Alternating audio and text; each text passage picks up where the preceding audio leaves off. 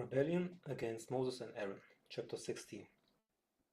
Now Korah the son of Izhar, the son of Kohath, the son of Levi, and Dathan and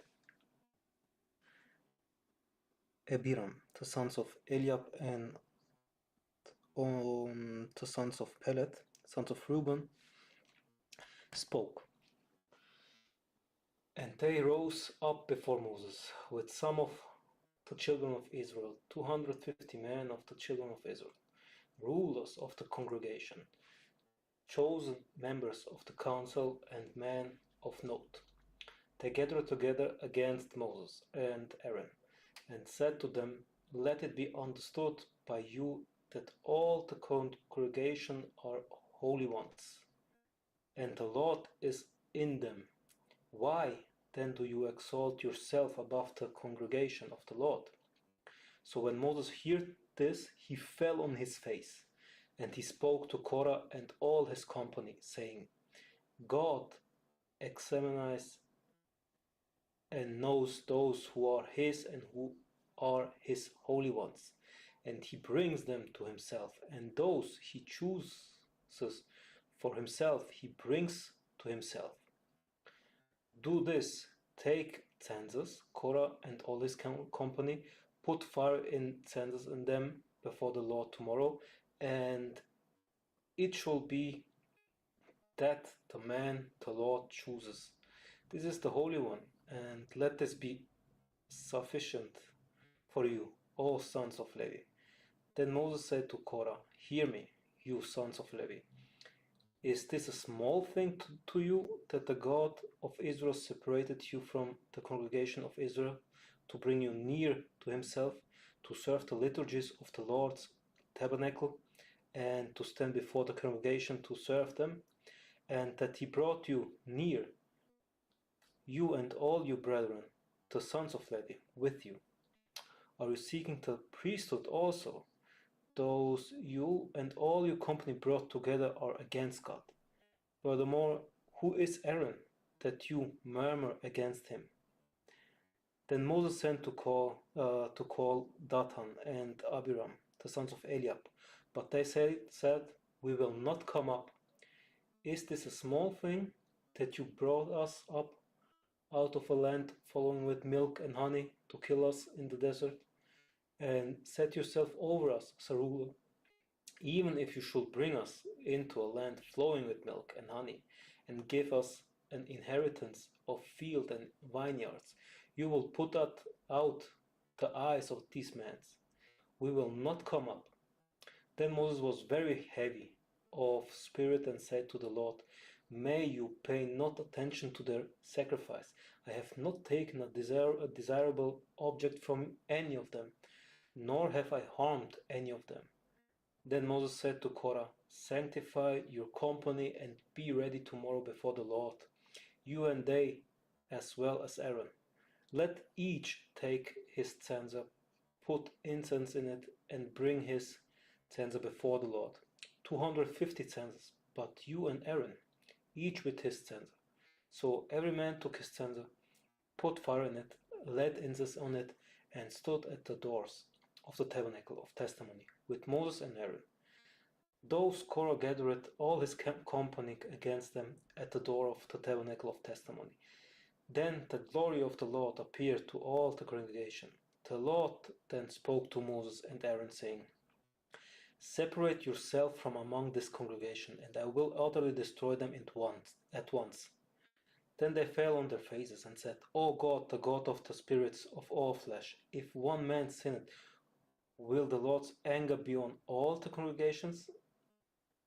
Then the Lord spoke to Moses, saying, Speak to the congregation, saying, Withdraw from around Korah's company. Moses then rose and went to Dathan. Abiram and the elders of Israel went together with him. Then he spoke to the congregation, saying, Get away from the tents of these callous men.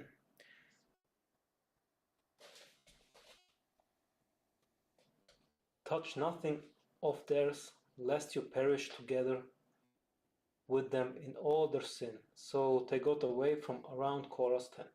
And Dathan and Abiram went and stood at the doors of their tents with their wives, their children, and their little ones. Then Moses said, By this you shall know the Lord sent me to do all these works, and they are not from myself. If these men should die naturally like all men, or if they are visited by the common visitation of all men, then the Lord has not sent me. But the Lord will show by a sign from heaven that opening its mouth, the earth shall swallow them down with their houses, their tents, and everything belongs to them, and they shall go down alive into Hades. Then you shall know this man provoked the Lord. Now, as he finished speaking all these words, the ground split apart under them, and the earth opened and swallowed them down with their houses and all the men with Korah and all their tents. So they and all with them went down alive into Hades, and the earth covered them, and they perished from the midst of the congregation. Then all Israel around them fled at their cry, for they were saying, lest the earth also swallow us down. Fire also came out from the Lord and consumed the 250 men offering incense. So let's go back to the footnote. So 60 verse 1 and 2, Korah rose up before Moses. Scriptures calls this the rebellion of Korah. Jude 11. He was a Levite and therefore a member of the clergy. He also influenced 250 laity, who were rulers of the congregation, chosen members of the council, and men of note. This was no small-time rebellion. Chapter 60, verse 3 and 4. The rebels accused Moses and Aaron of self-exaltation, the very sin of which they themselves were guilty. Self-exaltation is vainglory, the root of all sins.